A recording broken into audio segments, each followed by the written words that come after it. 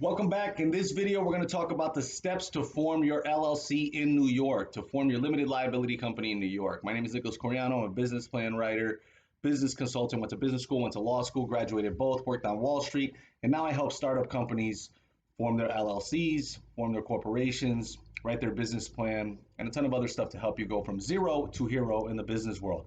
But let's get to it. What do you need to form your LLC? Well, I'll give you the six basic steps, and then I took some notes here on the computer, so if I'm looking away, that's why.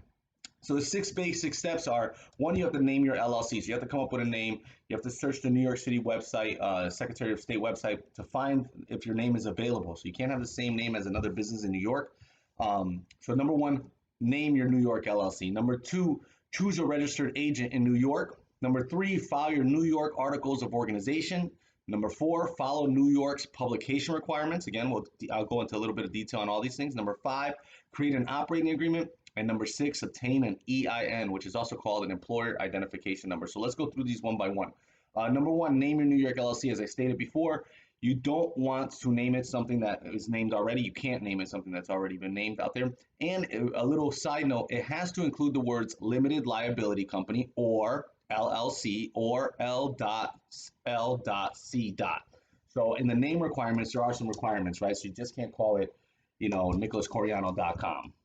It has to be called nicholascoriano.com LLC. And also some situations aren't allowed. So for example, asterisks or symbols usually aren't allowed when you're forming an LLC. So some people in some states, I'm not sure if New York, but in some states you have the problem, and I form LLCs in all states, but you have a problem putting the dot there, right? Not in all cases, but so naming the LLC is the first step. Then number two, choosing a registered agent. This isn't a big deal. A lot of people just put themselves as a registered agent. It just means you have to have somebody for what they call service of process. So after you form the LLC, it becomes its own entity, meaning it can sue or be sued. It can purchase real estate or sell real estate, right? It can act basically like a person. And because of this, it needs somewhere to have a service of process, meaning it needs a registered agent, someone that if the LLC is going to get sued, they go to that person and they hand them the papers. That's a registered agent. A lot of people put themselves as a registered agent. If you're from out of state, you still got to put a registered agent, but it has to be in New York. That person has to be in New York. So it has to have a New York address. So that's number two. Number three, file the New York Articles of Organization. This is really simple. You go to the Secretary of State website. They have templates there. They have a form there.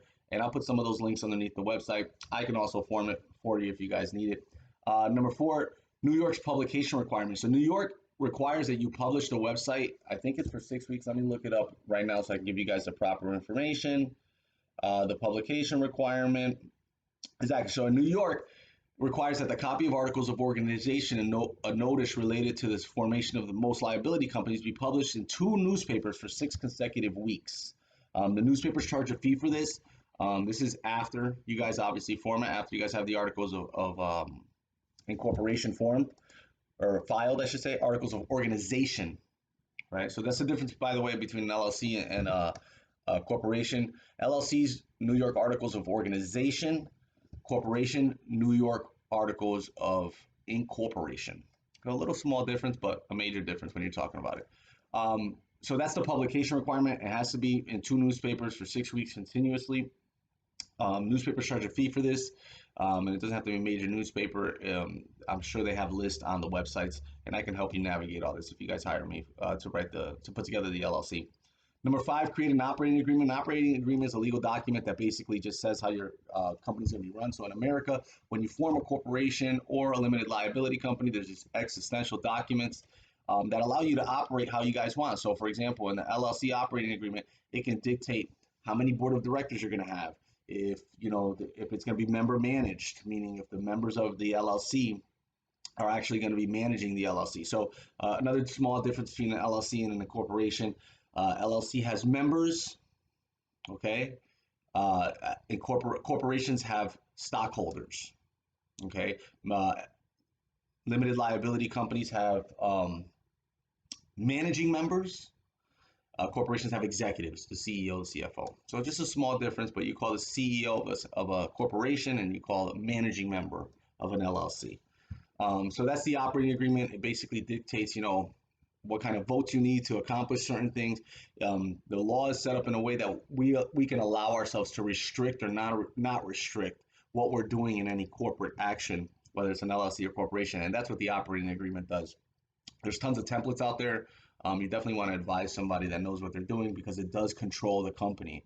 So let's say in the operating agreement it says this LLC can only sell chickens, and then all of a sudden you hire a CEO and the guy's selling goats or selling vegetables, then you went against the operating agreement, right? And that can be, you can file suit on that as a member, right, or as an investor in that LLC.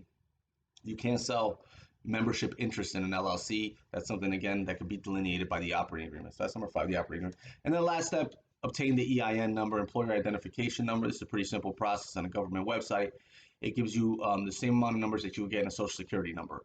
So basically your business can act as a person. And like I said, they can buy real estate, sell real estate, sue, be sued, buy insurance, right? It acts just like a person. So again, the 6 steps. Number 1, name your LLC. Remember, you don't want to get somebody with another name, and you want to include the letters LLC or the word limited liability company. Get a registered agent, have an address here with the person here that's going to act for your service and process. Number 3, follow the New York Articles of Organization. Number 4, follow the New York publication requirements. Number 5, create an operating agreement. And number 6, get your EIN number. Look, if you guys need help forming your New York limited liability company, hit me up. I've had over 350 clients, big and small, public companies, startups.